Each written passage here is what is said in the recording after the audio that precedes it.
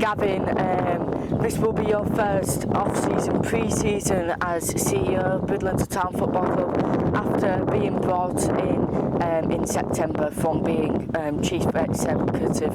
How do you plan to use your skills from Chief Executive into this role for pre-season? We learned a lot from last year certainly, and we were way behind the curve last year, so we're doing things now that we were doing July and August last year. So we're going to make sure that the foundations are right to move on from.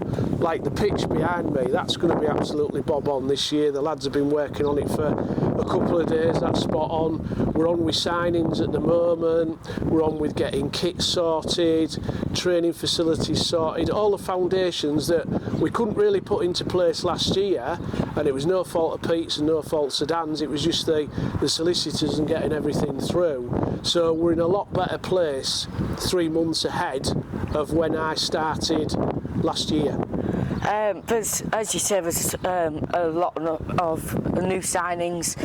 There's a lot of experience also in the squad. You've got the likes of Jake Day, Michael Coulson, Pete Davison. They've all played in National League North levels. Josh Barrett, he's also played in higher levels, just to name a few. What are your thoughts with the experience within the squad? I think you've got to build experience into a squad, certainly for the spine of the squad and spine of the team, and then you fit around it with youngsters like Alex Markham, you know. But he learned a lot last year, learned a lot the year before, he'll learn even more this year from the experienced people around him. So you've got to have experienced people and then fit your youngsters around it, and it takes the pressure off a little bit. You know, they're always going to learn, and that's what we've got this year. We've got that spine of the team and some people around the peripheries of the team, a lot of experience, and hopefully they can help the younger ones on, and also the newer ones to the club that haven't been here before, because it's difficult when you join a club, and we've got people who've been here, you know, a year or two. So yeah, it'll help. What are your ambitions and the club's ambitions for the next season? Well, the 5-year plan is to get into Conference North, but obviously that's a 5-year plan, so that's a long way ahead. We're hoping this year to have a bit of stability.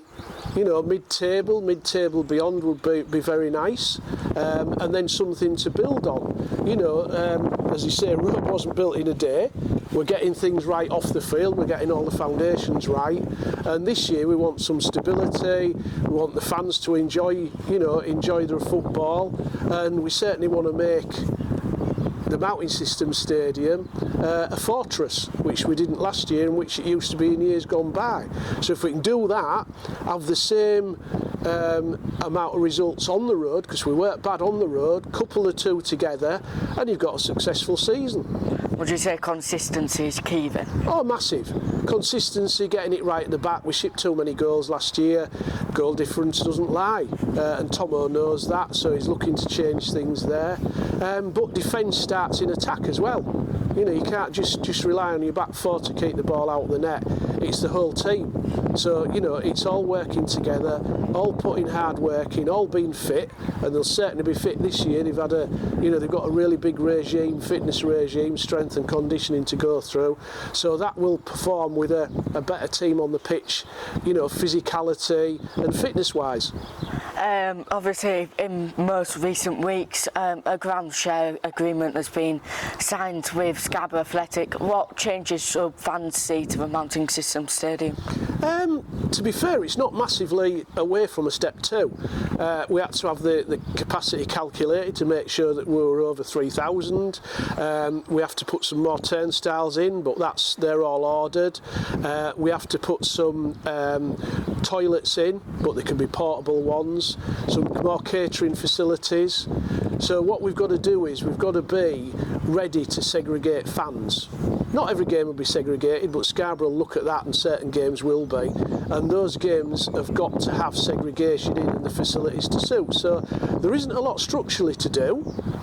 There's a big tidy up gone on as well, and there's more to do in that respect. We've opened up the 2 turnstiles that open onto the car park of ours that have been mothballed. So they're right, they've been painted out, some brilliant work by Chris Bemrose on them. Putting some more electrics in there.